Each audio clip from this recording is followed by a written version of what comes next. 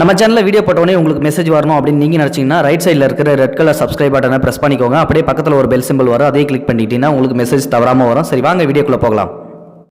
முனிவர் ஒருவர் ஒரு கோயிலுக்கு பக்கத்தில் உள்ள வேப்ப மரத்துக்கு கீழே உக்காந்துக்கிட்டு கண்ணை மூடிக்கிட்டே தியானம் செஞ்சுக்கிட்டு இருக்காரு. அப்படி தியானம் செஞ்சுக்கிட்டு இருக்கிற அந்த முனிவர் பாத்தீங்கன்னா தினமும் ஒரு தடவை கையை நீட்டுவாராம். அந்த கையை நீட்டும் போது அங்க உள்ள பக்தர்கள் ஒரு சில பேர் தாங்கள் கொண்டு வந்த பொருட்களை அவர் கையில வைப்பாங்களாம். அது என்ன ஏதுன்னு சொல்லி கூட அந்த முனிவர் பார்க்காம அதை அப்படியே முழுங்கிடுவாராம்.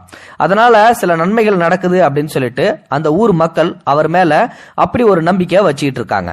இதே மாதிரியே பாத்தீங்கன்னா டெய்லி நடந்துகிட்டு இருக்குது. அந்த ஜனங்களும் பாத்தீங்கன்னா வாழைப்பழம், கனிகள் அப்படி இப்படின்னு சொல்லிட்டு நிறைய தின்பண்டங்களையும் பொருட்களையும் கொண்டு வைப்பாங்களாம். அவரும் அதை சாப்பிடுவாராம். அதனால அவங்களுக்கு நல்லதும் நடக்கும் அப்படின்னு சொல்லிட்டு அந்த மக்களுக்கு அப்படி ஒரு நம்பிக்கை. ஒரு நாள் அந்த ஊர்லயே மிகப்பெரிய பணக்காரர் ஒருவர் அந்த பக்கமா வந்துகிட்டு இருக்காரு. அந்த நேரம் பார்த்து பக்தர்கள் யாருமே இல்ல. இந்த முனிவர் அந்த நேரம் கையை நீட்டுறாரு. இவரு இந்த குதிரையோட சாணம் இருக்கு இல்லையா, அந்த குதிரையோட சாணத்தை எடுத்துட்டு அவருடைய கையில வச்சிடறாராம். அதை என்ன ஏதுன்னு பார்க்காம அந்த முனிவர் அப்படியே சாப்பிட்டுறாராம். இதுக்கப்புறம் அந்த பெரிய பணக்காரர் சிரிச்சுக்கிட்டு அந்த குதிரையில ஏறி போயிட்டாராம். வீட்டுக்கு போனதுக்கு அப்புறம் பாத்தீங்கன்னா ஒரு நல்ல முனிவர் ஒருத்தர் அந்த வீட்டுக்குள்ள நுழையிறாரு. ஐயா, நீங்க மிகப்பெரிய பணக்காரரா இருக்கலாம், ஆனா நீங்க மிகப்பெரிய தவறு ஒண்ணு செஞ்சிட்டீங்க. அந்த தவறு உங்களுக்கு பின்னாடி மிகப்பெரிய ஆபத்தை உண்டாக்கும். அந்த நீங்க போட்டீங்க பாத்தீங்களா அந்த சாணம், குதிரையோட சாணம், அவர் தின்னுட்டார் இல்லையா, அந்த சாணம் இன்னைக்கு மழை அளவுல குவிஞ்சு கிடக்குது. கொஞ்சம் கொஞ்சமா அந்த சாணம் வளர்ந்துகிட்டே வந்துகிட்டு இருக்குது.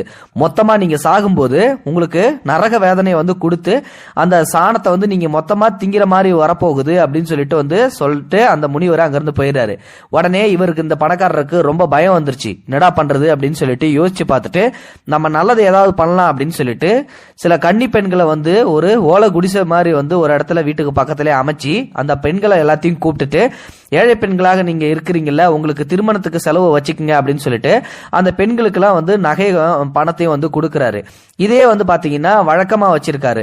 அடிக்கடி பெண்கள் அந்த வீட்டுக்கு அந்த குடிசலுக்கு போய் இந்த பெரிய பணக்காரர்கிட்ட இருந்து நகை பணம் எல்லாம் வாங்கிட்டு வருவாங்க. அந்த பணத்தை வச்சு அவங்களும் கல்யாணமும் பண்ணிக்குவாங்க. ஆனா ஊர்ல ஒரு சில பேர் தப்பா பேசுவாங்கன்னு சொல்லுவாங்க பாத்தீங்களா, அந்த 4 பேர் என்ன பண்றாங்க அப்படின்னா, இந்த பணக்காரரு சின்ன சின்ன பொண்ணுங்கள்லாம் கூட்டு போயிட்டு தப்பான தொழில் பண்றாரு, அதை மறைக்கிறதுக்கு அந்த பொண்ணுங்கள்ட்ட காசு கொடுக்கறாரு அப்படின்னு சொல்லிட்டு கதையா திரிச்சு விட்டுறாங்க.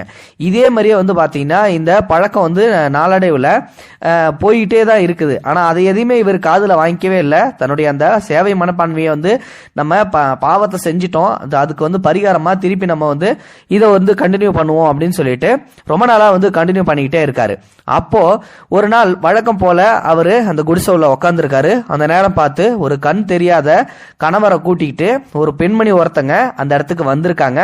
அப்போ பாத்தீங்கன்னா இந்த மாதிரி நம்ம எந்த இடத்துக்கு வந்திருக்கோம் அப்படின்னு சொல்லிட்டு அந்த கணவர் அந்த பெண்ணுகிட்ட கேட்கும்போது அவருக்கு கண்ணு தெரியாது. அதனால அவருடைய மனைவிட்ட கேட்கறாங்க. அப்போ அந்த பெண்ணு என்ன சொல்றாங்கன்னா, நாம அந்த இந்த ஊர்லயே மிகப்பெரிய பணக்காரர் வீட்டுக்கு வந்திருக்கோம் அப்படின்னு சொல்லிட்டு சொல்லும் போது, ஓ, இந்த பெண்களை எல்லாம் தப்பான தொழிலுக்கு பயன்படுத்திட்டு இருக்கானே, அவனோட வீட்டுக்கா வந்திருக்க அப்படின்னு சொல்லும் போது உடனே அந்த பொண்ணு வாயில் அடிச்சுங்க, ஏன் இந்த மாதிரி தப்பா சொன்னீங்க, நீங்க இந்த மாதிரி சொன்னதால உங்களுக்கும் அந்த பாவம் வந்துருச்சு அப்படின்னு சொல்லிட்டு உடனே சொல்லவும், என்ன சொல்ற நீனு, எனக்கு ஒண்ணுமே புரியலையே அப்படின்னு சொல்லிட்டு கேட்கும்போது தான், இந்த மாதிரி நான் ஒரு கற்பு கரசையான பொண்ணு, இந்த கற்பு கரசையா இருக்கிற எனக்கு ஒரு சில சக்திகள்லாம் இருக்குது. ஒருத்தரோட முகத்தை பார்த்தோ இல்லாட்டி அவங்களுடைய வீட்டை பார்த்தோ அவங்களுடைய இடத்த பார்த்தோ அவங்க எப்படி அமிட்டவங்க அப்படின்றத நான் சொல்லிடுவேன்.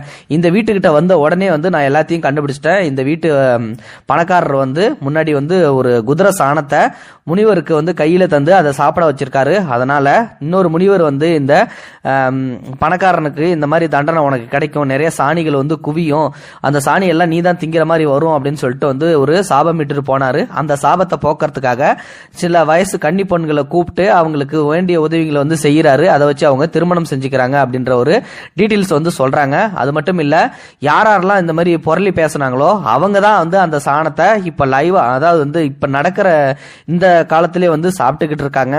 அதுல நீங்களும் ஒரு ஆளா மாறிட்டீங்களே, நீங்களும் இப்ப புரணி பேசி அதுல இருந்த கடைசி பங்கு நீங்க தான் எடுத்து சாப்பிடுற மாதிரி ஆகுது. பாவம் செஞ்ச அவரு நல்லது செஞ்சு தப்பிச்சுக்கிட்டாரு, ஆனா நீங்க அந்த பாவம் செஞ்ச அவரை நீங்க தப்பா பேசுனதால அந்த பாவம் உங்களுக்கு வந்துருச்சு அப்படின்னு சொல்லிட்டு உடனே வந்து எல்லா உண்மையும் வந்து சொல்றாங்க. சோ வந்து பாத்தீங்கன்னா இதுல வந்து என்ன ஒரு முக்கியமான பாயிண்ட் அப்படின்னு சொல்லிட்டு வந்து பாத்தீங்கன்னா, தவறு செய்தவர்கள் திருந்த எடுக்கும் முயற்சியை விமர்சிக்க கூடாது.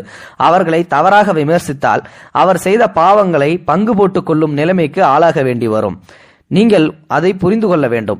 உண்மை என்னவென்று அறிந்து கொள்ளாமல் காலத்துக்கும் வம்பு பேசிக்கொண்டு மற்றவர்களின் பாவத்தை சிலர் பங்கிட்டுக் கொள்கிறார்கள். அந்த தவறை நாம் ஒருபோதும் செய்யக்கூடாது. நாம் செய்த பாவத்தை சுமக்கவே நமக்கு இந்த ஒரு பிறவியே போதுமா என்பது தெரியாத நிலையில் தேவையில்லாமல் அடுத்தவரை பற்றி புறம் பேசி அடுத்தவரின் பாவத்தையும் சேர்த்து சுமக்க வேண்டுமா என்ன?